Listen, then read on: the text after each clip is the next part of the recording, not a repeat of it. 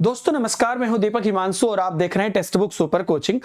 कल मैंने एक वीडियो बनाया था बीपीएससी टीआरई पर और उस पर मैंने आपको कुछ चीजें बताई थी तो कि किनको किनको मौका मिलेगा। तो उस पर कई बच्चों ने बोला था कि सर पहले एस्टेट के बारे में भी बता दीजिए कि किसको किसको मौका मिलेगा। और एक जो एस्टेट पे भी मैंने वीडियो बनाया था कि नेक्स्ट एस्टेट कब होगा, तो उस पर भी ये अपडेट आया था। और ऐसे कैंडिडेट जो जिनको आइडिया नहीं है या थोड़ा बहुत आइडिया है या थोड़ा बहुत जो ट्विस्ट है उसको भी समझना चाहते हैं, तो ये एक आपके लिए एक क्विक शॉर्ट और फ्रेश वीडियो है जिसमें कौन कौन भर सकते हैं एस्टेट को और क्या कैसे है, एक एक चीजों को मैं यहां पर बताने वाला हूं। आने वाले समय में एस्टेट एक्सपेक्टेड है, बिहार एस्टेट, तो मैं आपको यहां पर जो है इसके बारे में बता देता हूं।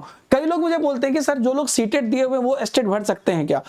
पहली बात तो सीटेट एस्टेट का कोई लेना देना नहीं है। सीटेट 1 to 5, 9, 6 to 8 के लिए है और एस्टेट सेम तरीके का है जो सिर्फ बिहार के लिए होता है और ये 9, 10 और 11, 12 के लिए। तो इन दोनों का कोई रिलेशन एक दूसरे से नहीं है।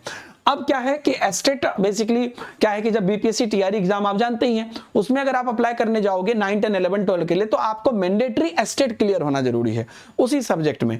अब यहां पर थोड़ा सब्जेक्ट कॉम्बिनेशन में लोचा है, इसलिए मैं आपको बताऊंगा कि आपको कैसे छोटी छोटी चीजें ध्यान रखनी है।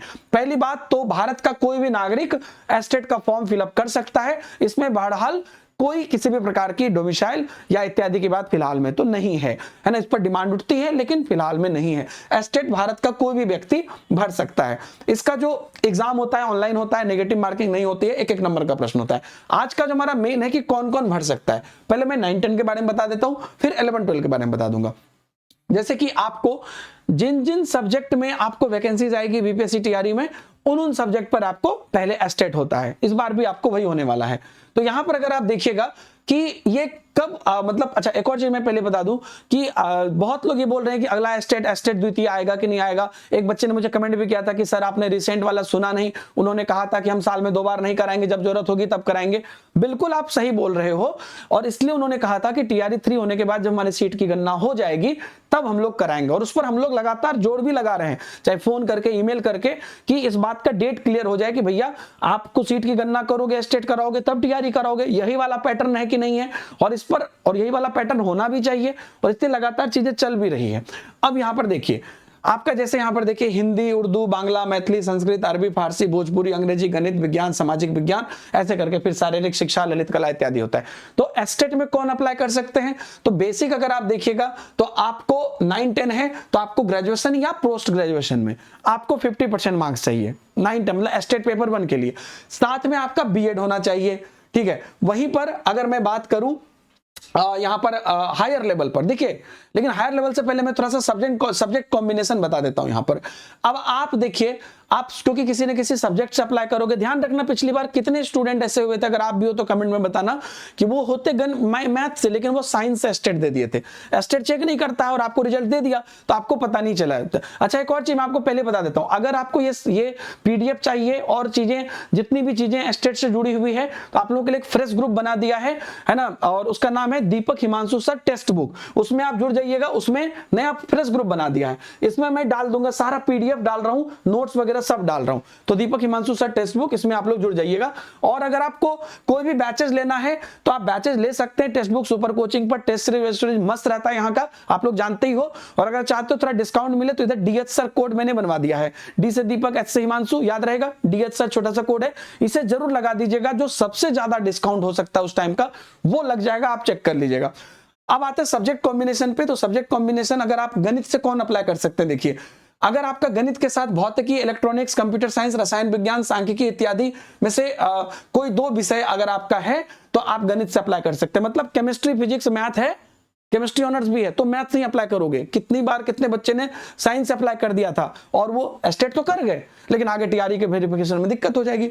विज्ञान से कौन अप्लाई करेंगे, जंतु विज्ञान, वनस्पति विज्ञान, रसायन शास्त्र। अगर रसायन शास्त्र है, साथ में वनस्पति विज्ञान, जंतु विज्ञान है, तभी आप विज्ञान से अप्लाई करोगे, ठीक है। और इसमें इंजीनियरिंग में स्नातक जिसमें विज्ञान की विशेषज्ञता हो, है ना, और साथ ही साथ बायोटेक्नोलॉजी और माइक्रोबायोलॉजी को भी लाया गया है। बाकी एसएसटी आपको पता ही है कि इसमें आपको, है ना, इतिहास, भूगोल, अर्थशास्त्र, राजनीति शास्त्र में से कोई 2 विषय हो, जिसमें एक विषय इतिहास या भूगोल, अवश्य भाषा का आपको पता ही है। ये हो गया।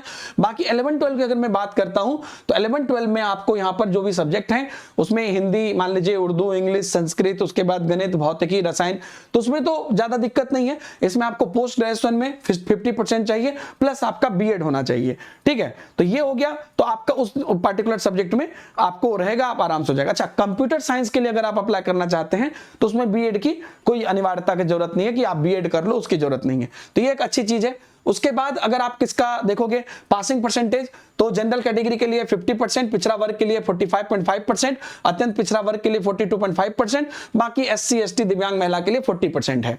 ठीक है, अदर स्टेट वाले सभी कैंडिडेट सामान्य के अंतर्गत आएंगे, यानी कि आपको 50% ही करना है और सामान्य ही आप चूज करिएगा और फीस भी उसी हिसाब से लगेगा। एज की अगर हम एक बार बात कर लें तो उम्र सीमा जो है उसमें आप देख लीजिए, अनारक्षित पुरुष 37 साल, बाकी जो है आपका अनारक्षित महिला, पिछड़ा वर्ग पुरुष महिला, अत्यंत पिछड़ा वर्ग पुरुष महिला 40 साल और उसके बाद आपका एससी एसटी पुरुष महिला सब 42 साल। तो ये उनको छूट है। शॉर्ट में मैं आपको एक एक चीज बता रहा हूं, है ना। बाकी आपको जो भी आप अप्लाई कर रहे हैं किसी भी कैटेगरी से रिजर्वेशन के लिए, तो आपके पास सारा चीज जो यहां पर डिटेल में होना चाहिए। सब्जेक्ट समूह अगर आपका पीजीटी का देखिए तो आपको ऐसे तो पता ही है, कुछ कुछ जो मेन है वो देख लीजिए। मैथ है तो मैथमेटिक्स और अप्लाइड मैथमेटिक्स, बॉटनी जूलॉजी है तो botany zoology, life science, bio science, genetics, microbiology, biotechnology, molecular biology, plants जो है फिजियोलॉजी। उसके बाद कॉमर्स आप देख लीजिए, इकोनॉमिक्स, फिजिक्स में physics, electronics, applied physics, nuclear physics, chemistry में केमिस्ट्री, बायोकेमिस्ट्री, इकोनॉमिक्स में economics, applied economics, business economics.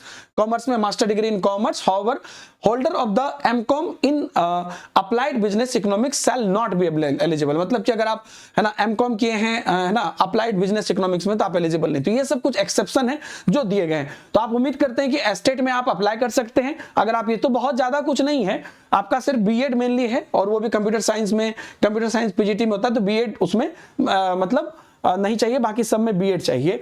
और आप यहाँ पर अगर आप देखिएगा तो कई सारे ऐसे भी विषय, जैसे शारीरिक शिक्षा भी है ना, ललित कला भी है। तो अब ललित कला सब में भी क्या है कि आप अपना पर्टिकुलर बोर्ड से अगर आप ललित कला कर लिए हैं तो हो गया, उसके लिए भी बीएड नहीं चाहिए होता है, मतलब उन सब चीजों के लिए। अब यहाँ पर अगर आप देखिएगा तो इसका जो एग्जाम होता है इसमें आपको 150 नंबर का एग्जाम होता है ना। और मतलब जब भी होगा, ये अभी स्टेट 1 का ये फॉर्म है जो आपको यहाँ पर मैं आपको दिखा रहा हूँ। 150 नंबर का एग्जाम होता है जिसमें कि 100 नंबर का आपका मेन सब्जेक्ट होगा और 50 नंबर में आर्ट ऑफ टीचिंग जो मैं पढ़ाऊंगा आपको, प्लस आपको जनरल कुछ पेपर होंगे, आर्ट ऑफ टीचिंग प्लस कुछ ऐसे जनरल जीके है ना, रीजनिंग, मैथ इत्यादि मिला के, टोटल मिला के आपको अन्य दक्षता मिला के 150 नंबर का होगा। तो ये सब चीजें हैं दोस्तों, बढ़िया से आप लोग करिएगा। ऑनलाइन आपका फॉर्म भराएगा, ऑनलाइन एग्जामिनेशन होगा, अलग अलग शिफ्ट में एग्जाम होता है तो नॉर्मलाइजेशन भी होता है। तो उम्मीद करता हूं कि एस्टेट से जुड़ी हुई जानकारी आपको मिल गई है। और जो लोग एस्टेट कर लेंगे वो लोग जाके टीआरई में अप्लाई करेंगे। तो मेरा जो समझ है वो ये है कि अभी आपको टीआरई का कैलकुलेशन हो जाएगा 3.0 का, फिर एस्टेट वो 15-20 दिन में करा के निश्चिंत करके फिर सबको टीआरई 4 में मौका देंगे। यही चीज है और इसके लिए हम लोग लगातार आवाज भी उठा रहे हैं अलग अलग जगह से। कोई भी और संकेत आएगा तो हम आपको बताएंगे। और लॉजिकल भी उन्होंने भी कहा है कि भैया सीटों की गणना होगी तो हम एस्टेट कराएंगे, तो लॉजिकल बात भी है। बाकी जैसा भी होगा हम आपको आगे बताएंगे। जैसा मैंने कहा, अगर आप कोई भी कोर्स रीट का, बीपीएससी टीआरई का, एस्टेट का या कोई भी टेस्ट सीरीज कुछ भी आप या किसी भी कैटेगरी में टेक्स्ट बुक पे आप कुछ भी ले रहे हैं, किसी को बता रहे हैं तो आप लीजिए। और अगर चाहते थोड़ा डिस्काउंट मिले तो ये डीएच सर कोड जरूर यूज कर लीजिएगा। टेलीग्राम ग्रुप में जरूर जुड़ जाइएगा, कमेंट में भी है सारे पीडीएफ्स के लिए। Thank you very much, bye bye, जय हिंद।